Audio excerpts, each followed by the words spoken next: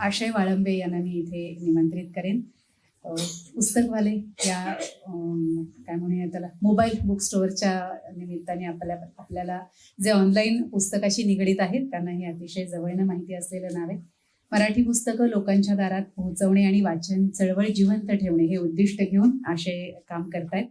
माझं नाव आशय वाळंबे. मी पुस्तकवाले या स्टार्टअपचा को फाउंडर माझी बायको ऋतिका याच्यासोबत इथं उपस्थित आहोत. आज 7 मे गुरुदेव रवींद्रनाथ टागोरांची जयंती.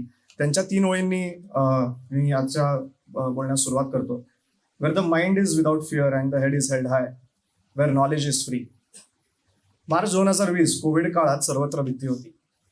पूर्वीचं पुणे राहिलं नाही हा सूर अर्ध्या लोकांकडनं ऐकू येत होता. तर पूर्वीचं पुणे असंच होतं असा सूर बाकी अर्ध्या लोकांकडनं ऐकू येत होता. कोविडच्या पहिल्या लॉकडाऊनमध्ये जीवनावश्यक बाबी मिळत होत्या, मात्र साहित्य संपदेपासून सर्वच लांब होते.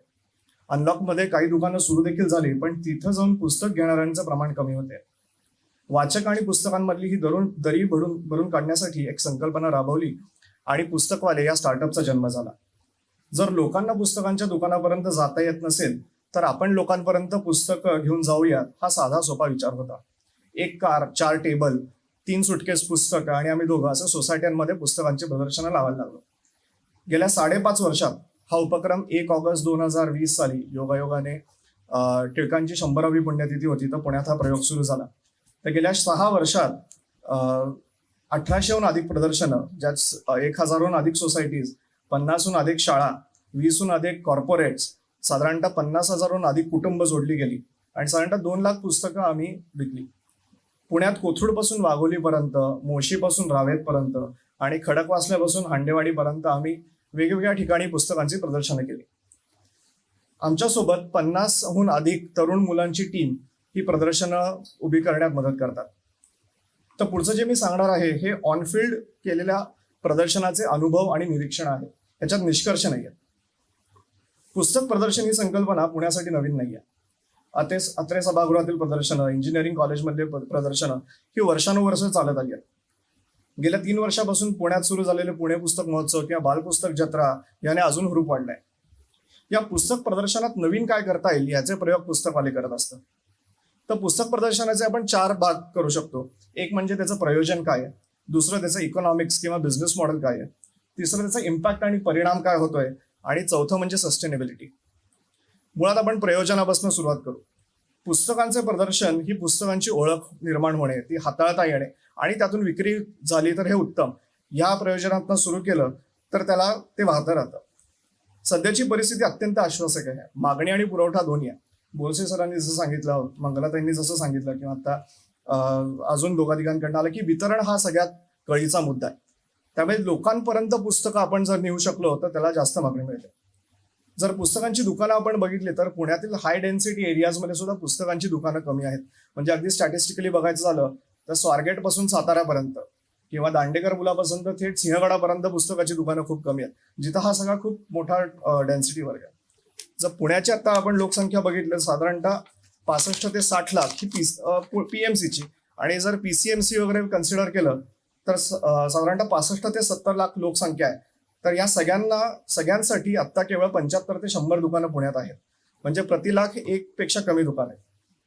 त्यामुळे प्रदर्शनाचं प्रयोजन हे पुण्याच्या कानाकोपऱ्यात पुस्तके पोहोचवण्यासाठी करणं गरजेचं आहे. दुसरं त्याच्या मागचं बिझनेस मॉडेल किंवा अर्थकारण. पुस्तकांच्या दुकानात एकूणात इन्व्हेंटरी कॉस्ट, दुसरा आहे आपलं कर्मचाऱ्यांचा खर्च आणि जागेचा खर्च. त्यामुळे पुस्तक प्रदर्शनं पहिले आधी आपण मागणी ठरवून मग त्याप्रमाणे डिमांड क्रिएट करू शकतो आणि त्याप्रमाणे पुस्तकं निवडून वेगवेगळ्या ठिकाणी पुस्तकांचे प्रदर्शन लावू शकतो. त्याचा परिणाम काय होतोय ते आम्ही गेल्या 6 वर्षात बघितलंय. वाचकांसाठी वेळ हे चलन आहे, टाइम इज करन्सी. प्रत्येक कुटुंबाला पुस्तकाचं महत्व माहिती आहे. पुस्तकांची विक्री करावी लागत नाही, प्रत्येकाला त्याचं मूल्य माहिती आहे. त्यामुळे कुठेही आम्ही डिस्काउंट्सचे पाट्या किंवा किलोनीही विकलेली नाहीयेत. ही पुस्तकं आहेत हे लोकांना कळते. त्यांच्यापर्यंत जर नेलं तर लोक कौतुकाने ते विकत घेत आहेत. पालक सजग झाले आहेत. स्क्रीनचा अतिवापर याने मुलांवर दुष्परिणाम होताना दिसत आहेत. त्यांच्या हातात पुस्तक हे अल्टरनेटिव्ह म्हणून आता लोक घेत आहेत. जर आपण बेल कर्व म्हणजे स्टॅटिस्टिकली म्हणलं तर 60% पुस्तकं, 60% मधला वर्ग हे काठावर बसून वाचणारी पुस्तकं आहेत. म्हणजे ते मुख्य प्रवाहात नाही आहेत. परवा फर्स्ट पोस्टमध्ये एक जो पेपर आहे त्याच्यात एक ऍक्सिडेंटल रीडर बद्दल लिहून आलंय की काठावर बसलेला हा वाचक ठरवून वाचत नाही किंवा प्लॅन करून पुस्तकं विकत घेत नाही किंवा ठरवून कुठल्या दुकानात जात नाही. तो जाता येता एखादं पुस्तकाचं दुकान दिसलं किंवा काही त्याला एक प्रदर्शन दिसलं तर तो चालतो आणि पटकन विकत घेतो. ती उत्स्फूर्तता जपण्यासाठी वाचकाच्या आजूबाजूला पुस्तके दिसली पाहिजेत. त्यांना ती हाताळू देत, ती रेंगाळू देत, मग त्यातून वाचन संस्कृती हळूहळू झिरपत जाईल. दर महिन्याला आमच्या घरापाशी एक पुस्तकाची गाडी येते ही आठवण आपण पुढच्या पिढीसाठी निर्माण करू शकतो. काठावर बसलेला वाचक या प्रदर्शनामुळे वाचनाच्या मुख्य प्रवाहात सहभागी होऊ शकतो. चौथा मुद्दा सस्टेनेबिलिटीचा. पुस्तक विकणे हा आतबट्ट्याचा व्यवहार आहे असं ऐकायला मिळतं. ते खरं आहे, कारण ओव्हरहेड कॉस्ट खूप आहे. ती इनोव्हेटिव्ह पद्धतीने आणि जनसहभागाने आणि पब्लिक प्रायव्हेट पार्टनरशिपने कमी करता येऊ शकते. विविध कंपन्या, बँक्स हे सांस्कृतिक उपक्रमांना प्रायोजकत्व देऊ शकतात. म्हणजे आमच्या बाबतीत सांगायचं आलं तर Saraswat bank, bank of Maharashtra, जपूर्जा, चितळे यांनी वेळोवेळी आम्हाला त्यांनी मदत केलेली आहे. पुस्तक व्यवहारात ओव्हरऑल ग्रॉस मार्जिन्स चांगले आहेत, पण ओव्हरहेड कॉस्ट खूप जास्त आहे. ती कमी करण्यावर भर दिला गेला पाहिजे. पुस्तक प्रदर्शनांचं ओव्हरऑल भवितव्य जर बघायचं झालं तर या संकल्पनेमध्ये पोटेन्शियल आहे. समाजातील सर्व स्तरांमध्ये आणि शहराच्या विविध टच पॉइंट्समध्ये जर पुस्तकं नियमितपणे पोचली आणि दिसली पाहिजे. SIP ची गुंतवणूक सारखं विचारांसाठीची गुंतवणूक म्हणून वाचनाकडे बघितलं पाहिजे. आधी जो बरोबर उत्तर देईल त्याला हुशार विद्यार्थी समजलं जायचं. आता AI युगात जो योग्य प्रश्न विचारेल तो हुशार समजला जातो. त्यामुळे व्यक्तिमत्व आणि राष्ट्र निर्मितीसाठी विचार आणि कल्पनाशक्तीचा विस्तार करण्यासाठी वाचनाचे प्रयोग केले पाहिजे. पुस्तक प्रदर्शन स्केल कशी करता येते? पुस्तकवालेंनी हे समीकरण पुस्तकं, तंत्रज्ञान आणि तरुणाई यांच्या समीकरणाने तो सोडवलंय. तरुणांचा सहभाग. पुणे हे विद्येचं माहेरघर आहे. इथं स्पर्धा परीक्षा देणारे पुण्यात राहणाऱ्या विद्यार्थ्यांची संख्या खूप मोठी आहे. खूप एनर्जी आहे त्यांच्यात. ती चॅनलाइज करता येऊ शकते.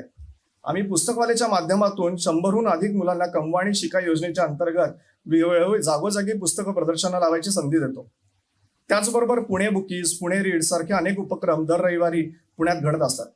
तरुणांसाठी उत्पन्नाचा स्रोत आणि कूलनेस या दोन्ही बाबतीत योजना करता येऊ शकतात. मॅनेजमेंट कॉलेजेस आणि इन्फ्लुएन्सर्सना पुण्यातील वाचन संस्कृतीसाठी प्रोजेक्ट देता येऊ शकतात. वाढत्या तंत्रज्ञानाचे परिणाम.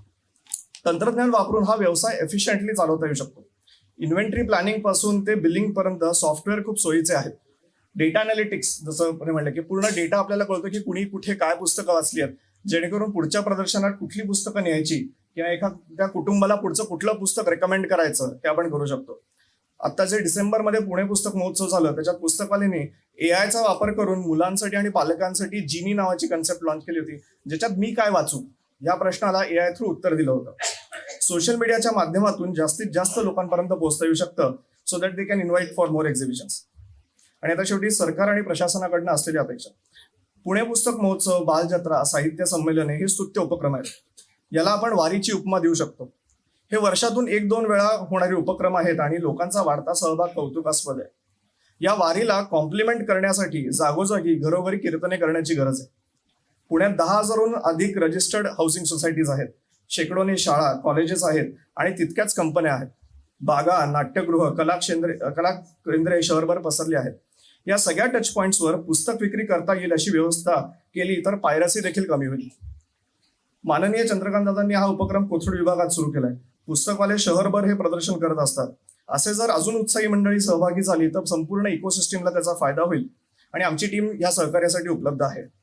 इंदोरमध्ये जसं स्वच्छ शहराचा एक पॅटर्न राबवला होता तसं पुणे पॅटर्न या विषयात काहीतरी काम करता येऊ शकतं आपण. सकाळ महाराष्ट्र टाइम्समध्ये सोसायटी, शाळा, कंपनीमध्ये चांगल्या गोष्टी घडल्या तर बातमी प्रसिद्ध होते. तशी पुस्तके प्रदर्शनं करून प्रसिद्धी मिळू शकते. उदाहरणार्थ सर्टिफिकेट वाचनवेडी सोसायटी किंवा बुक लव्हर्स कंपनी असे जर त्यांना टॅग्स दिले तर त्याचं जास्त प्रसिद्धी मिळू शकते. वाचन संस्कृती प्रभावी राहावी म्हणून प्रदर्शने हे छोटे जिवंत झरे संपूर्ण शहरातून पसरले पाहिजेत. पुढे काय तर संस्कृती ही संस्कारातून निर्माण होते आणि संस्कार हे सवयीतून. सवय ही सातत्यातून येते. आपण पुढचा काळ वाचनाची गोडी आणि सवय लागावी असे उपक्रम सातत्याने राबवूयात. जोडून जन उत्तम वाचावे, चैतन्य पसरावे प्रत्येक घरी. धन्यवाद.